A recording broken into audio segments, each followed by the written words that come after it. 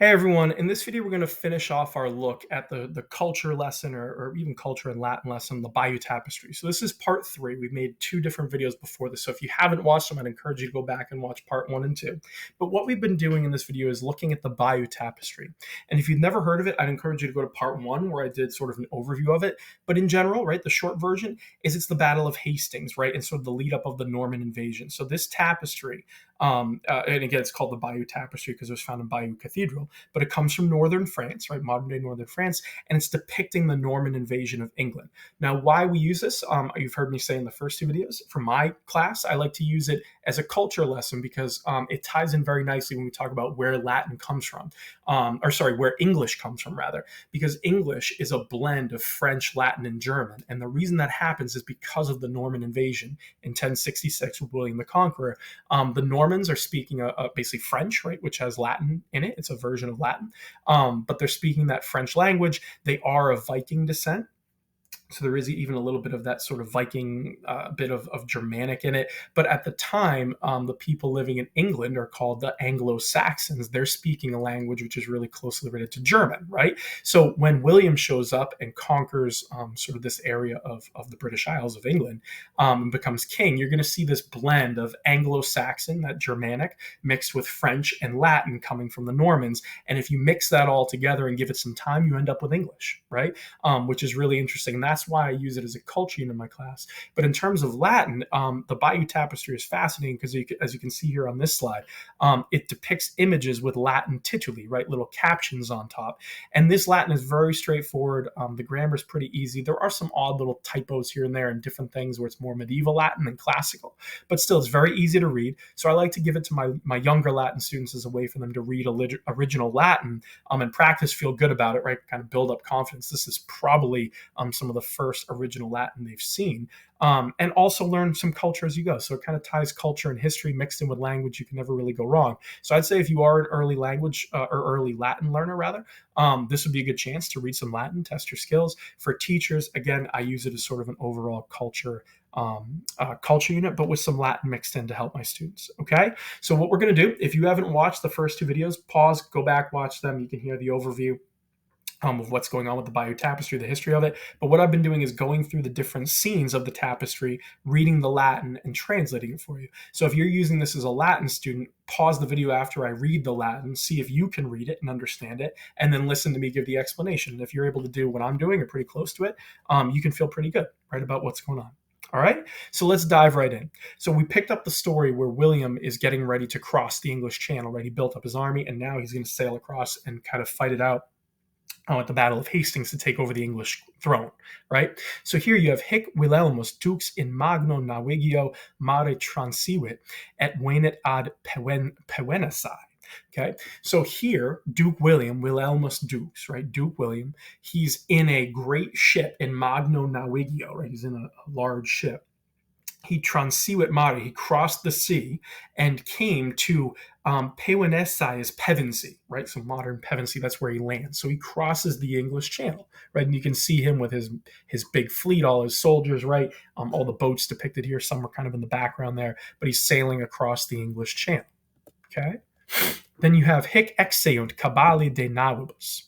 So it says here, the horses, the cavalli, exeunt, they disembark or literally get off from the ships, right? They disembark from the ships. Now, this slide I like. It's kind of interesting because you can notice the use of the word cavalus for horse, right? So cavalli are the horses.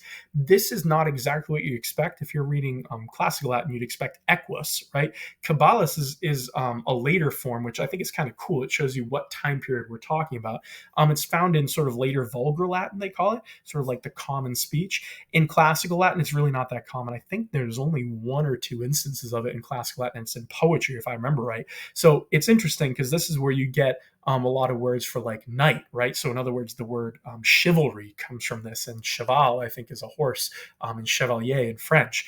They all come from this root, even though if you're a Latin student, you probably would be expecting something like equus, right? It's just not the word that they use in this, because again, we're talking about 1066, and whoever wrote this probably spoke that what we would call vulgar Latin, and they just used the word cavalli, right? Cavalus. So it's just an interesting little language note there you can see in this slide, okay? Then you have the next slide. You have et hic milites festina verant Hestinga ut cibum raparentur. So you have, and here the soldiers, it's really his cavalry, you can see they're all on horseback, but they hurried, festina verant, they hurried to Hastings. So Hestinga is Hastings, which is where the battle is going to be fought, right? And here we have an ut clause, which is probably the most difficult grammar we've seen so far on the tapestry, and still it's not that bad to understand. They hurried so that they might raparento, they might seize or capture cibum, food, right? So they go to the town and they start pillaging so they can capture some food and supplies. Okay. Then you have hic est wadard.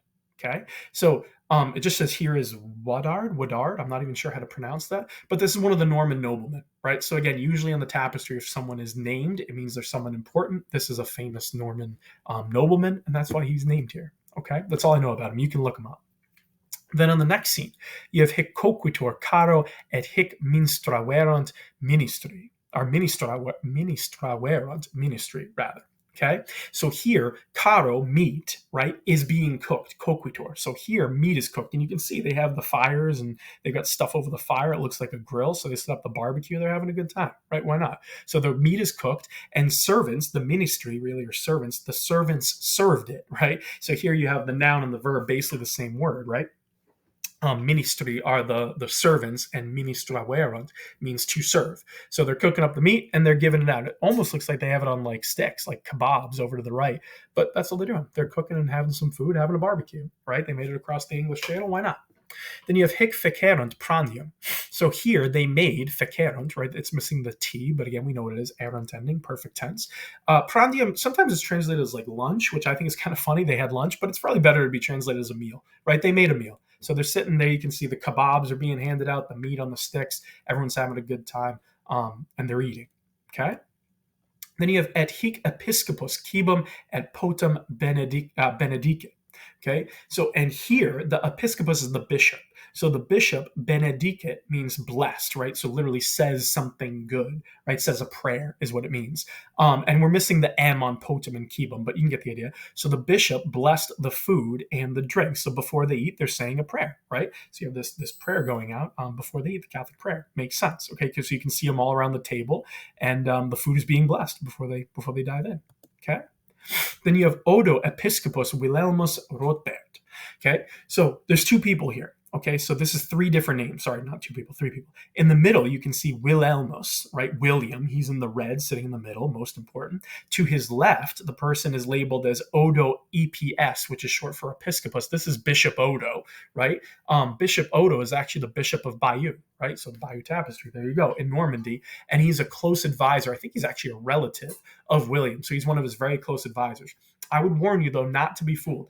Odo is a bishop, but he's also a fighter. We're going to see him later on. This is a time period where you would have religious men like bishops actually as knights, right, and warriors. So they kind of had that dual role. Odo is one of them. Don't be fooled. He's not just staying back saying prayers. He's going to crack some skulls as you go through this story as well. You'll see him in action. So Odo is a famous bishop, right? He's on William's left advising him.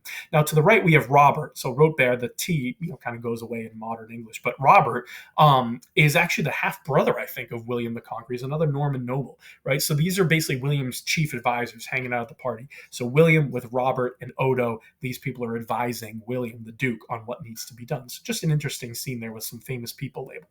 Okay. Now here we have iste usit ut foderetur castellum at Hestinga. And notice how we have Hestinga. I believe in the previous one it was Hestinga. So we're seeing different variations on the name Hastings, right?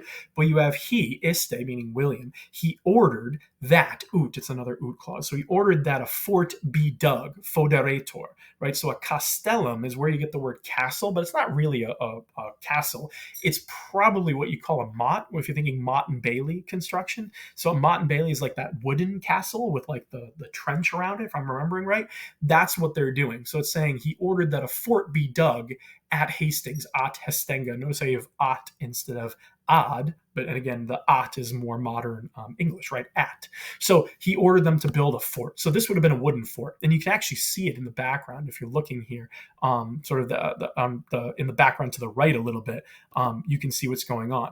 Now here, I added a little bit the word caestra, right? You can see there, because caestra is probably a label, not the main tituli, but sort of a label for it.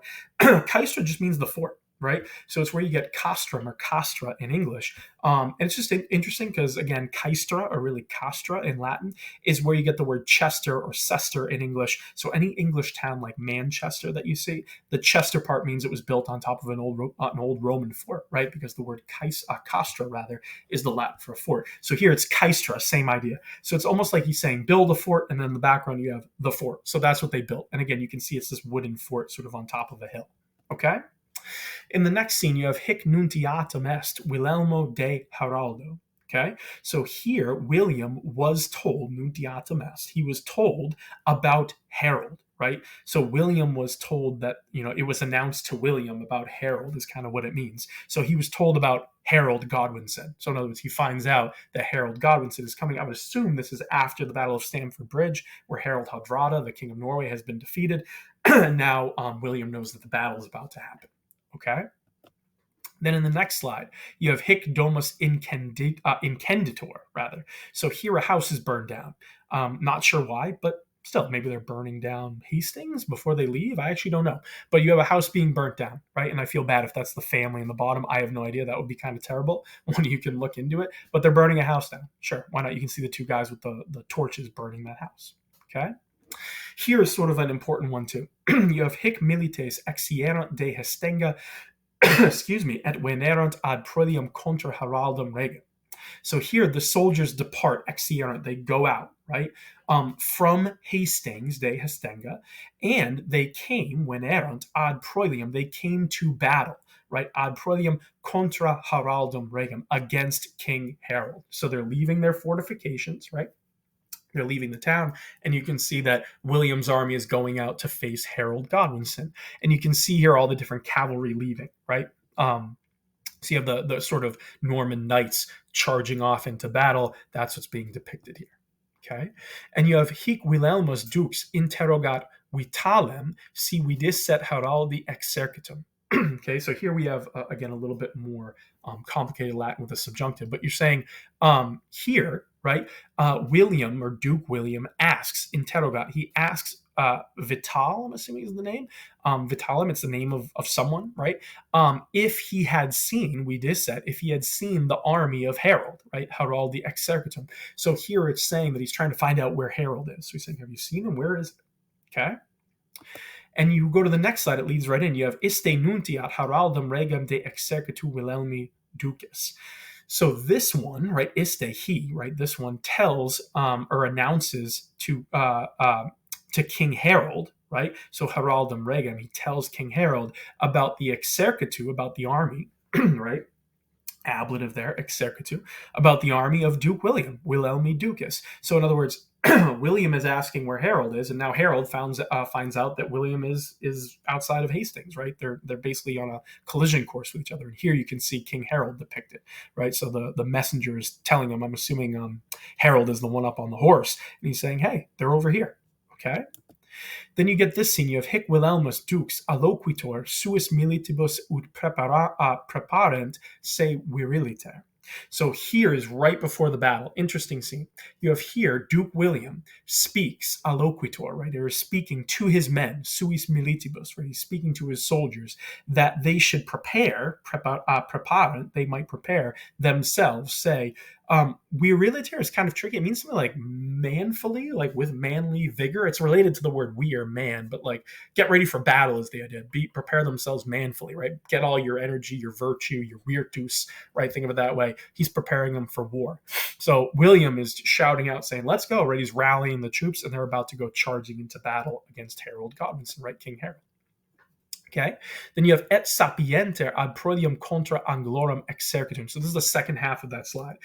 So he's telling them to prepare themselves manfully and wisely. So sapienter. So he's saying be smart, right? So in other words, you're not just being viriliter, but you're also being sapienter, right? And wisely for the battle, right? The prodium against the English army, exercitum Anglorum, literally the army of the English, right? So he's preparing them for battle. He says, be smart, manly, wise, and let's go out and kind of fight him. But he's showing off what a good king should do. He's not a king yet, but what a good commander should do.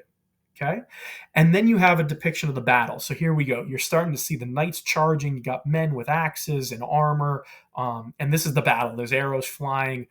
There's dead bodies in the bottom part of the scene, people dying. So it's depicting the Battle of Hastings. The two armies crash, right? So we're getting to the end here. Then in this part, the next scene, you have hic cederunt, levine et gird fratres Haraldi regis. So I probably messed up some of those names, but you have here falls or fell, ceciderunt, right? There's two people because it's ceciderunt plural. But you have Leowine, I'm probably pronouncing that really terribly, and Girth, I think is how you do it, Gyrd. I'm probably saying that really horribly, but they're the fratres Haraldi regis. They're the brothers of King Harold. So this is interesting. You can see the two men kind of twisted up and contorted on the bottom. Those are King Harold's, Harold Godwinson's brothers, who die in the battles, right? So why are they being depicted? Because they are brothers of the king, right? Famous people. So you're not getting depictions of like everyday soldiers, but the famous people will get a mention in the tapestry. So here falls, the two brothers of King Harold. Okay. Then you get this slide. You have hic ceciderunt, right? So similar phrasing. Simo Angli et Franci in proelio. Notice here that they use the word Franci, the French, or the Franks, which is interesting because they are Normans, but just a different word for it, okay? But you're saying here, at the same time, the English and the French fell in battle, okay? So you can see there's bodies all over the place, horses falling, men falling, stabbing each other, whatever. It's showing that the battle is very violent and bloody, which it was. The Battle of Hastings was kind of a stalemate for a while, just massive battle, fighting, loss of life. So it's saying that French and English, everyone's falling. There's no real winner. Is kind of the idea. Okay, and here we have Odo. I told you he'd come back in the story. You have hic Odo episcopus baculum tenens confortat pueros. So Odo is right in the middle underneath his name. Okay. So you have here Bishop Odo holding his war club, his baculum, right? So his giant war mace or club. He's confortat pueros. He's encouraging the boys, right? His men. So this is what I was talking about with Bishop Odo. He's in the middle of the battle, cracking skulls with a war club, right? A war hammer. You can see him if you want to look this image up and zoom in. But he's in full body armor. He's got his helmet, the mail he's got on. He's got a club, and he's cracking people, and he's saying, "Come on, boys!" Right? He's comforting them or encouraging them. So that would be a part of the role of this warrior bishop, inspire the men because you are a religious man, but you're also a military general, right? You're a leader. So there he is. Odo's in the thick of things. Okay. Then you have hic est Wilhelmus Dux, right? So here is King William, or sorry, Duke William rather. So William is next to his name. He's the guy in the middle, right? Which is interesting. So he's being depicted there, and he's in the middle of the fighting too, right? You can see he's wearing his sort of chainmail there, I'm assuming. Right? And he's in the middle of the fighting. So William's fighting, everyone's fighting. Odo's in there, the brothers of Harold are dying, right? It's this major conflict. Then you just have the name Eustatius, right? Eustace is another Norman noble. I just looked him up quickly, not in any depth. You can look him up if you want, but I'm assuming he's someone kind of famous or close on the Norman side. But again, if you get your name in the tapestry, that means you were someone important, and he's in there fighting right next to William, which would mean that he is someone important, okay?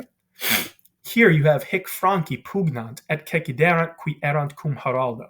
Okay, so here the French, the Franci, the Normans are fighting, and those who were with Harold, so qui erant cum Haraldo, those who were with Harold, ceciderunt fell, right? So this is the beginning of the end for King Harold, right? Harold Godwinson. It's saying those who were with him fall, meaning they died. And again, that's never a good thing. So if the men around the king are dying, that means he's in some trouble. This would have probably been his bodyguard, I'm assuming, if he had one, right? So things are about to look really terrible for King Harold. And then you get this next slide. So here you have hic Harold rex interfectus est. This is the famous slide. So you have here King Harold is killed, interfectus est. Now this is one of the most kind of analyzed parts of the tapestry and discussed, because you have King Harold. He's the guy right under his name, right? The name Harold goes right over him. And it depicts him getting shot in the eye with an arrow. So if you look, he's holding up his hand. He's not stabbing himself. It's showing that an arrow is going right through his helm into his eye. So this is interesting because we do have sources that say he was shot through the eye, and that's how he was killed. But there's other versions of his death which says that he was killed and his body was dismembered by the Normans. Okay, so there's two different versions of his death. So since we have two different versions, it's unclear what's actually happening here, right? So it could be that he's the one with the arrow in his eye. Okay, but some people think this arrow might have been actually added later, so it's kind of hard to tell. But if you look to the right, there's another body which looks very similar to the one of Harold, right? Getting run over by a horse. Okay, so is Harold the man getting shot in the eye or the man getting trampled by the horse? It's kind of hard to tell what it is.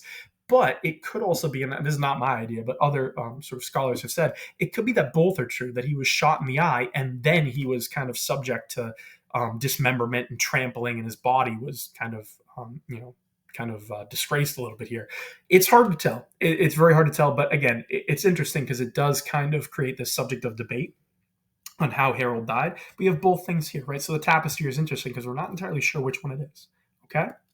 And then you have this last one. You have et fuga verterant Angli, which means and the English turned in flight, right? Meaning they retreated. This last scene shows people running away, right? There's the English. I'm assuming they're the ones over to the right running away. Everyone's fleeing. And off to the left, you have the Normans, I'm guessing. I'm kind of pressing forward. But it's interesting because this one, some people think this line was added later, right? And that it was restored and that it wasn't actually there or original. I'm not an expert. You can look this up, but there is some debate on whether or not this is an original line in the tapestry. All right, so something fun to look up. So that's the end of the tapestry, right? It all culminates in the Battle of Hastings. That's really what it was all about. But this is the famous battle that sets up William the Conqueror to become King William, right? He's going to go and be crowned at Westminster Abbey and become that sort of first Norman king of England. Excuse me, and he's famous, right? And now for our purposes in a Latin class, again, like I said, the Normans are coming with a version of Latin, that French Latin, they're bringing it, and you're setting up a long period of history in terms of medieval history, where you have the French and the English fighting it out or intermarrying and different alliances, all this stuff. It all kind of starts here. Okay, so like I said, it's a really fascinating piece, the Bayeux Tapestry. It's a great piece of history and culture. And if you are a Latin student, right, an early Latin student, you can read it, which makes it awesome, right? Because you can pick this up or go visit it in a museum, wherever it might be, and go check it out, and you'll understand what's happening. So it's just a cool way to read some original Latin, get a sense of a really cool part of history, while also kind of testing your Latin skills.